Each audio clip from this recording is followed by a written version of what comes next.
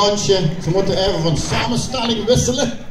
En het is natuurlijk een beetje gevaarlijk op die steentjes zien, want ze hadden eigenlijk gehoopt op een buur. Maar ja, ik heb het net al aangegeven, de centen waren op, dus de buur is iets kleiner.